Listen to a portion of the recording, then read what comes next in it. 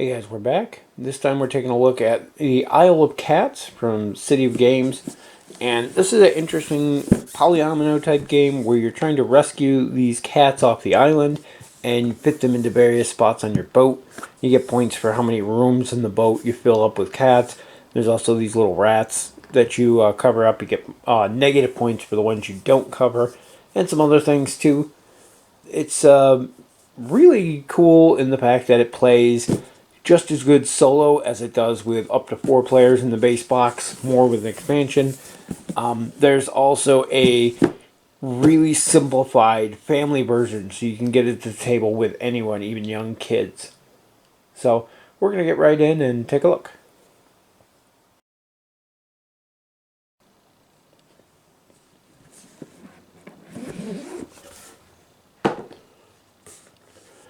And the first thing worth noting is that the box is actually extra thick compared to most, and it has this cool target in there, so if you have a cat you can put them in the box during the game, or you just set the box to the side and they'll find it themselves, as cats do. But I love the fact that it's actually reinforced. Nice thinking there. So inside we have the rule book right on top here, and it's pretty easy to understand. Lots of images, good explanations of the different modes. It seems to be set up pretty well. I didn't have any problems. Oh, and this insert in the middle was actually, I believe, for the family rules. They have their own little rules insert. So yeah, that's all the rules there is for the family game. It's very simplified though, so it's good for very young kids, but anybody else is going to want to play the full version of the game. And then there's a section, yeah, for the solo mode in here. Have not tried the solo mode yet, but it looks entertaining. And then there's a FAQ on the back. So everything's a mess in here because I haven't found a good way to store everything yet. But there's plenty of room in here for a storage solution. Just need to come up with one. Waiting to get all the expansions to start building one. But first thing we have is this giant bag. And this is way bigger than it looks in the images and things. It is a giant bag. And inside here we have all of our various cat pieces, and they're different poses, and there's different colors as well. And then there's large treasures that are also found in there. And that's where you're going to be drawing the random cats that are available on the island from. This bag here has the Oshax, I think they're called. Oshax. They're a special type of cat that are wild cards and can be any color. And those get added separately based on the number of players. This one has our small treasures. Again, these are the number of these that you start the game with based on the number of players you're playing with. And they do give you a bunch of these Ziploc bags. I use some of them. I use my own stuff for other things, but they give you a bunch of them to sort everything out, which is nice. These are our fish tokens. These are basically your currency in the game. You're going to use these to buy cards as well as lure cats into traps. And those come in, you can see there's 5s there and then singles. And these are the baskets. In order to bring a cat onto your boat, you use the fish to lure them into a basket, and then you flip these over when they're used. Depending on how many baskets you have is how many cats you can capture per turn.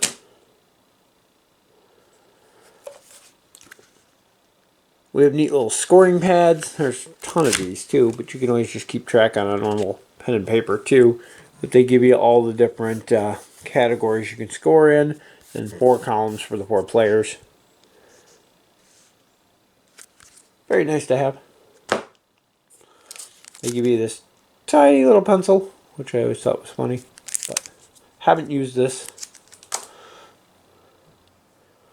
And then we're getting into the other stuff here. These are the meeples.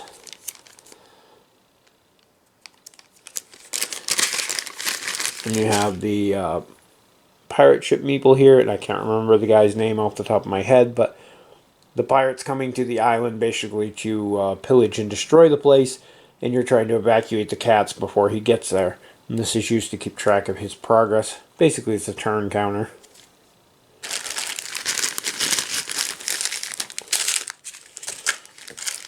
And these other ones here are the cat meeples.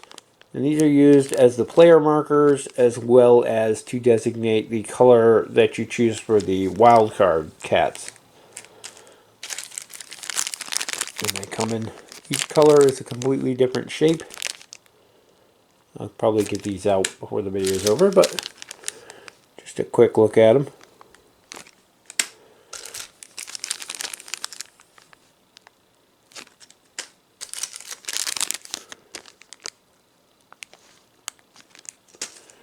And then we have the board itself. So on this board, this is representing the island. These are going to be your initiative order. This is going to switch. You put your colored, those cat meeples on there to designate whose turn, and you go down through the turn order. These represent the fields off to either side. Cats that are in this field over here will cost you 3 fish to capture. Cats in this side over here are going to cost 5. And then this is your turn tracker where the boat is going to be slowly coming towards the island. There is a flip side of this. I think it's for the solo play. I'm not sure. No, that's for the family play, because there's no cost for picking up cats in the family mode.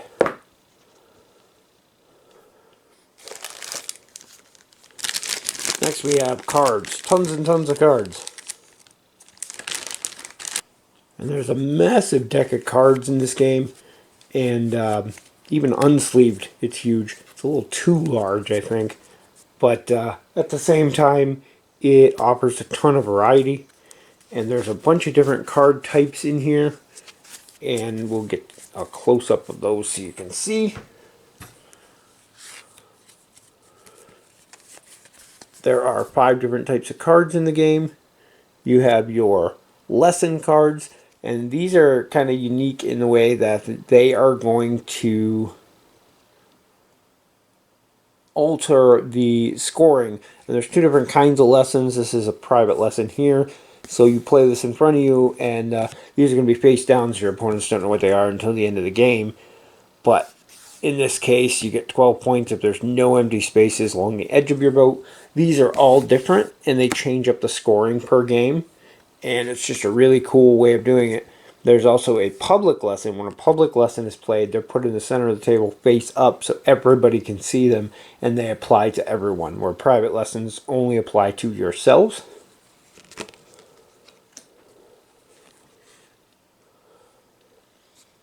Next we have here are the treasure cards, and the treasure cards can be used on a specific phase in order to gain the, in this case, a large treasure from the center of the table, or 2 common treasures.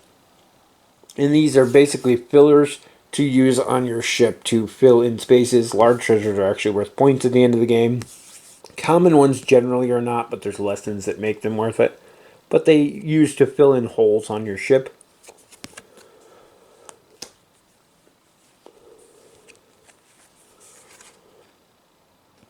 Next we have anytime cards, and these can be played just like they said, anytime, in order to gain the effects on there.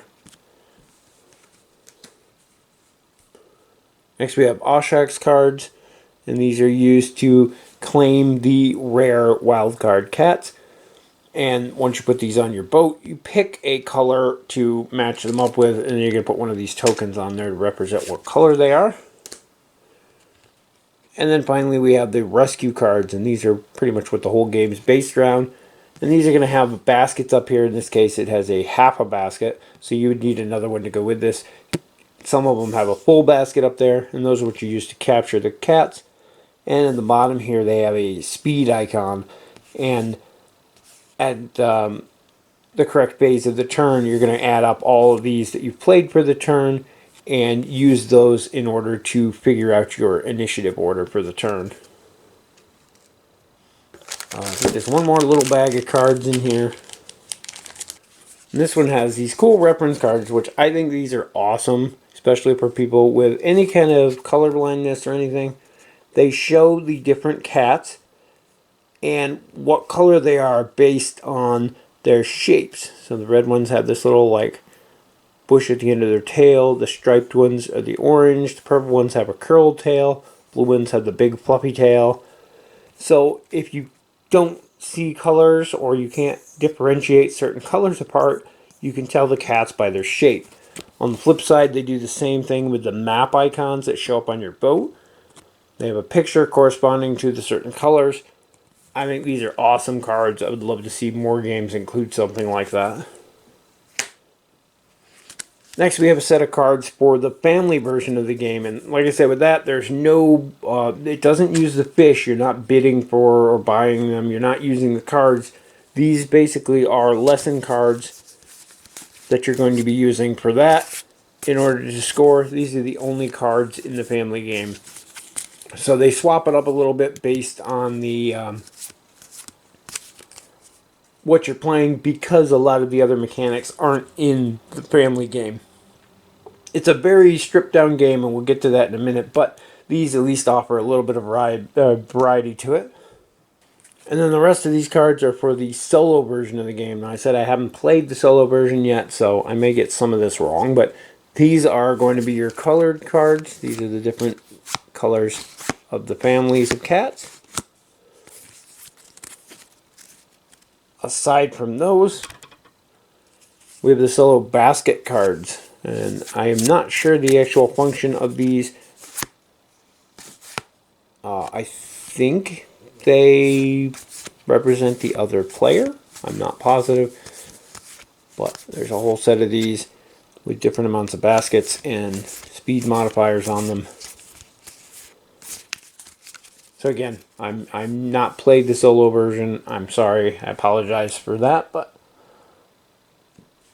I definitely will be giving it a try. Then we have a pile of solo lesson cards. Again, these are just like the regular lesson cards. They're going to be used for varying up your scoring from game to game. And there's even a selection of advanced solo lesson cards. So once you get a little more experience at the game, I'm assuming these are more difficult to achieve. But yeah, again, I haven't played the solo variant. I'm sorry. Hope to remedy that in the future. And the last thing we have in the box here are our player boards. So we're going to set that. That whole box is super thick. Oh, and on the sides, they talk about each of the different families of cats.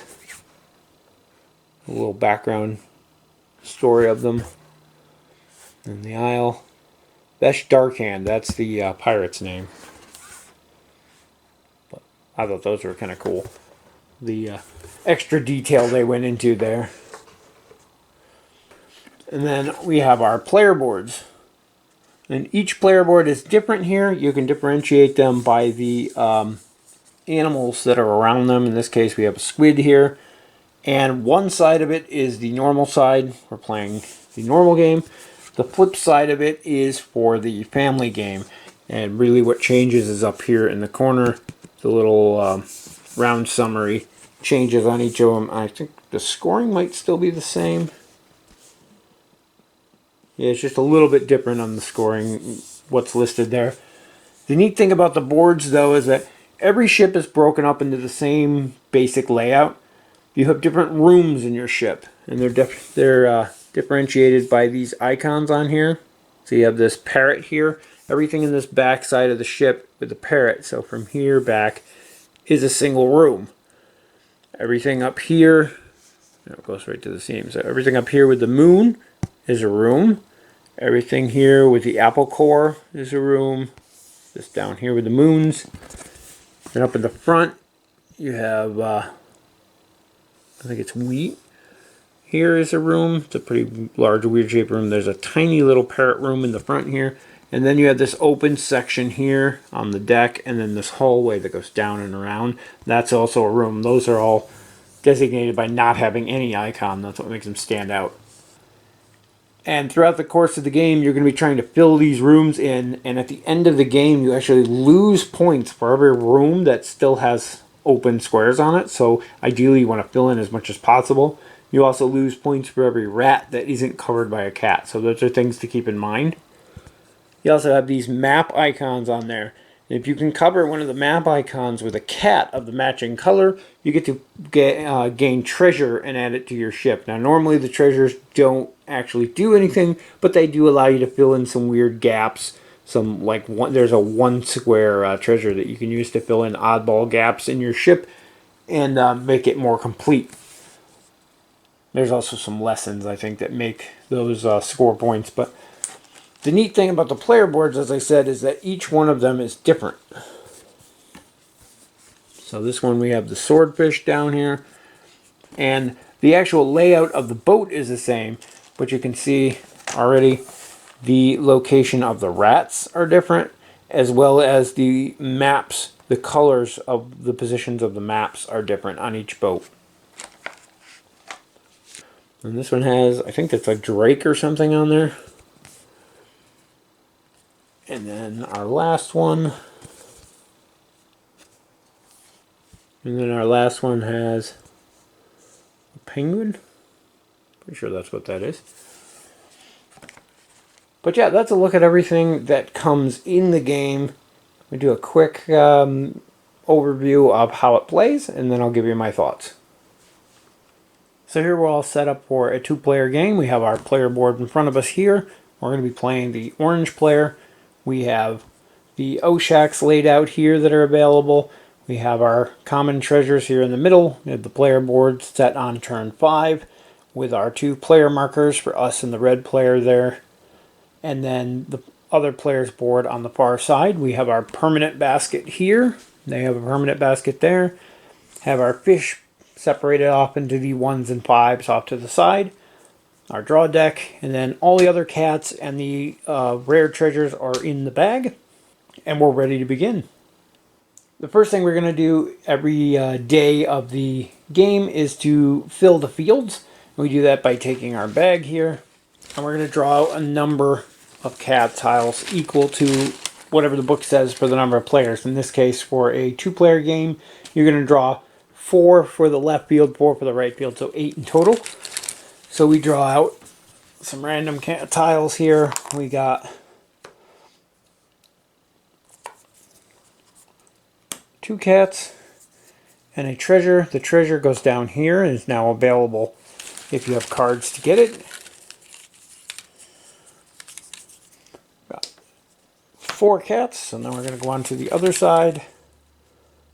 Got another treasure.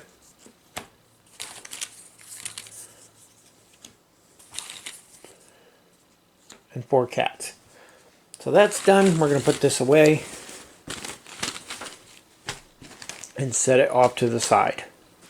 Next step is listed right in order down here. I'm not sure if you can read it on the camera, but the next one is to go fishing. At the beginning of each day, you're going to get 20 fish for each of our players.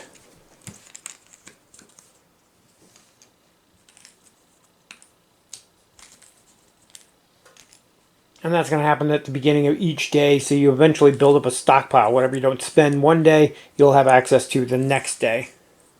The next step is going to be Explore, and that's where we're going to get our cards here. It's basically a drafting mechanic. So we're going to deal out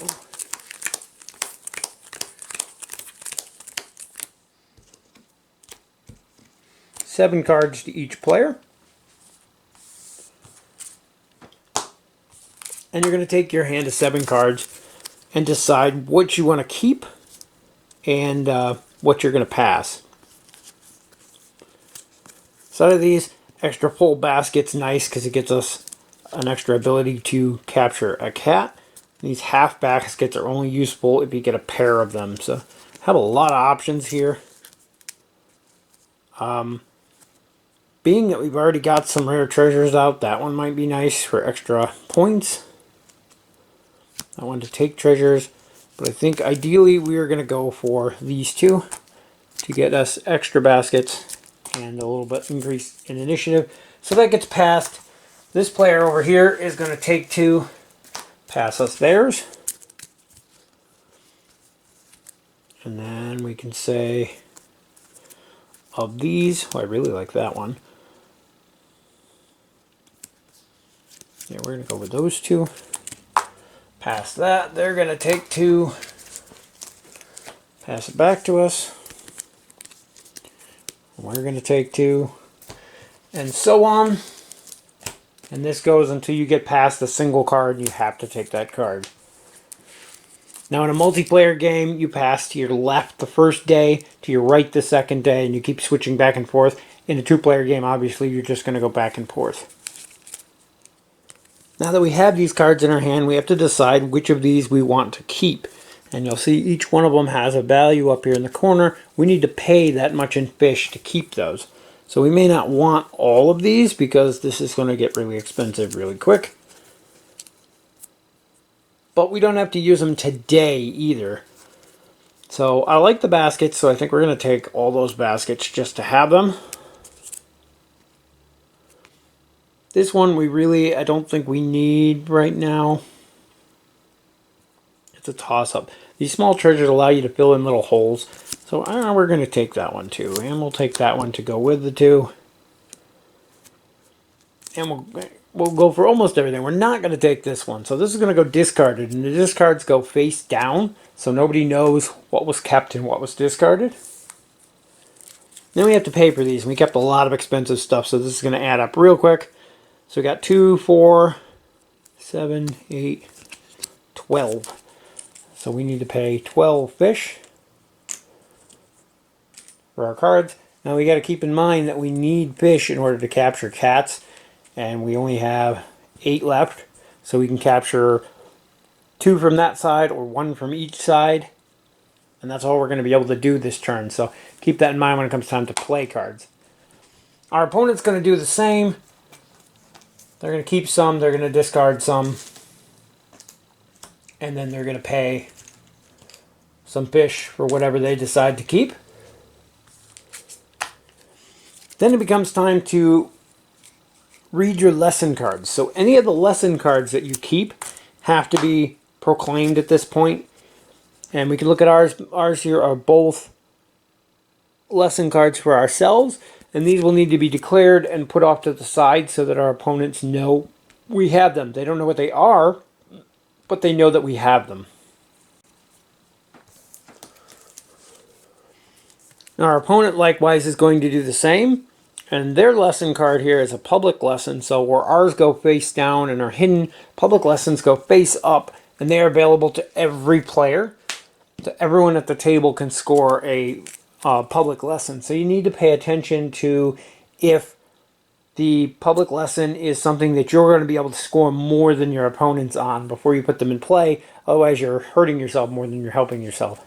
So next we're going to go on to the Rescue Cats section. And this one we're going to decide what cards we want to play. And we have all these baskets, but unfortunately we only have enough fish left so we can probably capture 2 cats.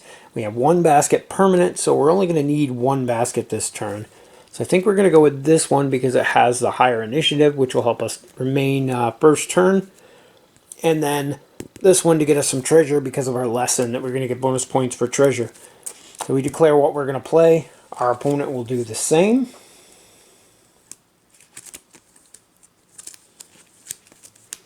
They declare what they're going to play. And then we go on to reveal our cards. And we reveal ours, they reveal theirs.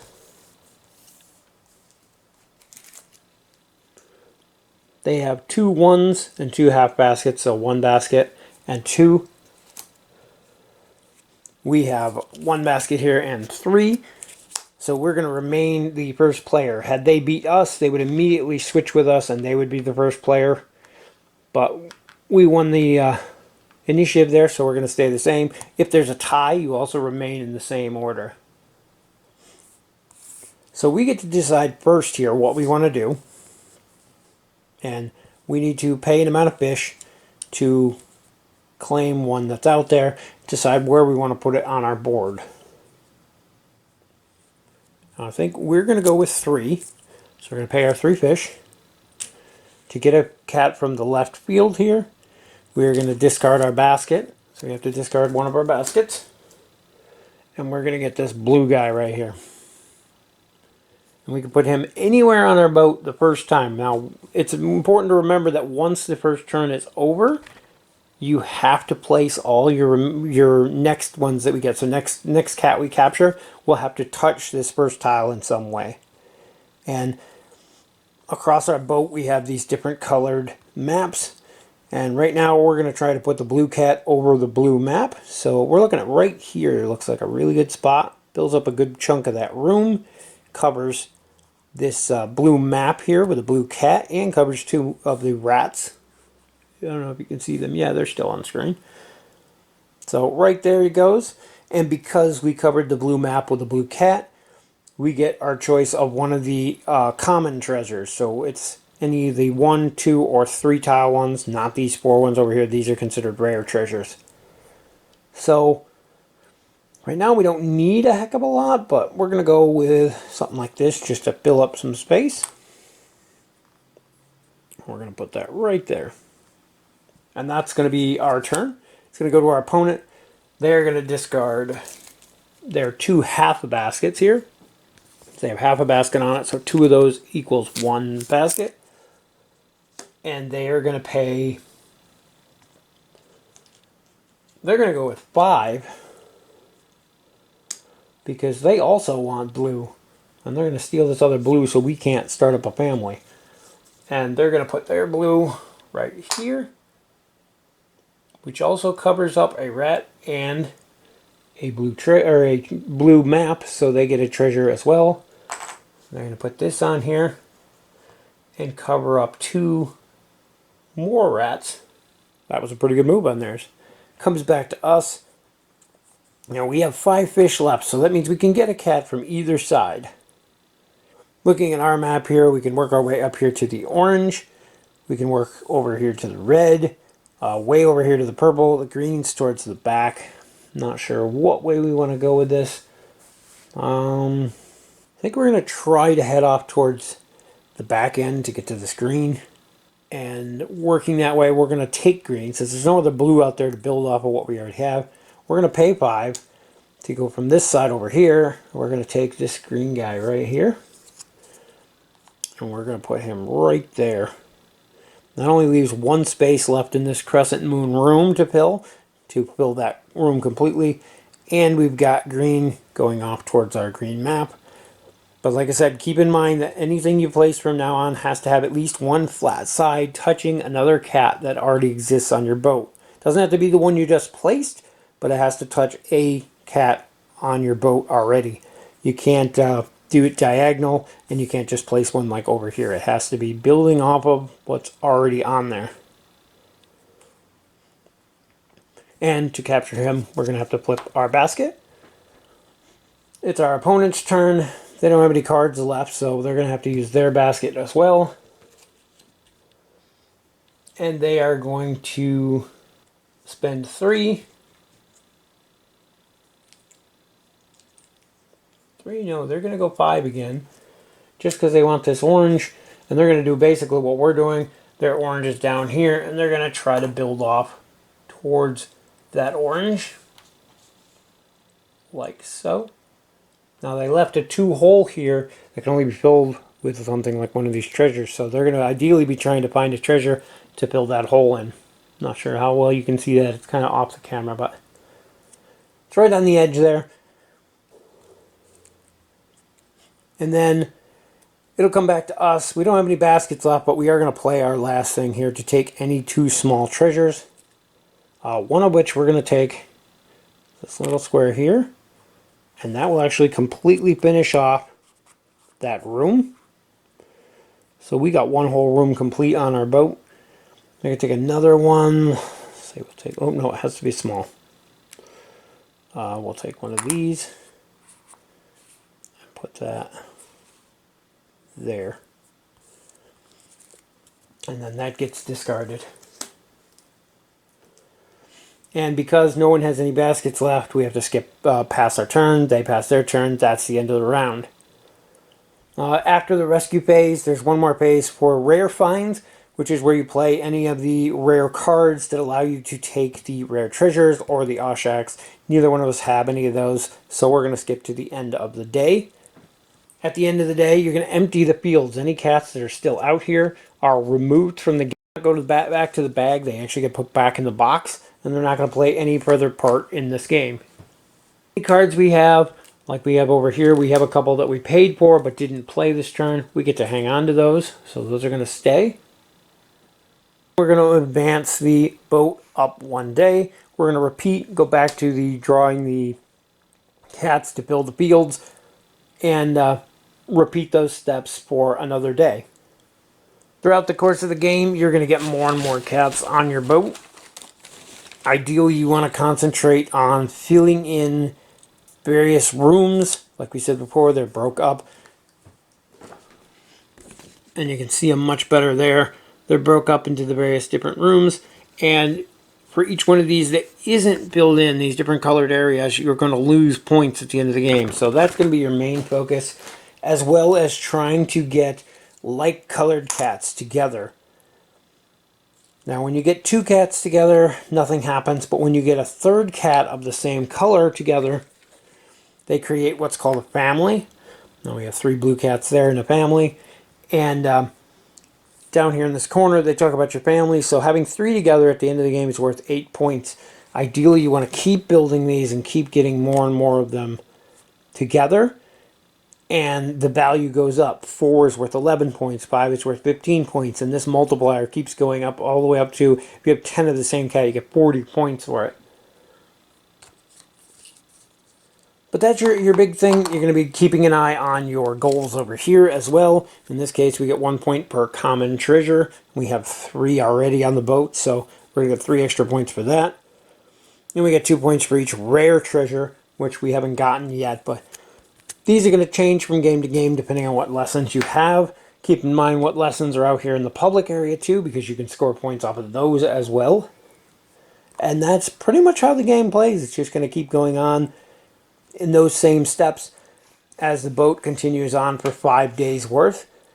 And the initiative order will swap back and forth of who's the first player based on who plays how many boots during the rescue phase.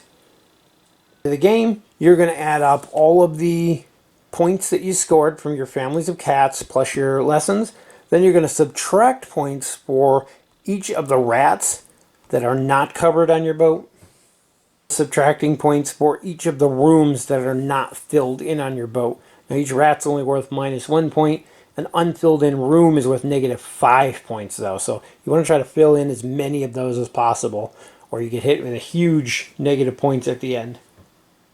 Putting to any of these rare treasures that end up on your boat by the end of the game, you gain an additional 3 points for each of those that are on your boat at the end of the game, including whatever extra points you may get from your lessons. So a lot of little things to keep track of, but the basics are just to fill areas in, try to match up cat colors touching each other as best as possible, and try to fill in any little gaps that you can with treasures or cats to fill in the rooms and prevent yourself from getting those negative points in the end.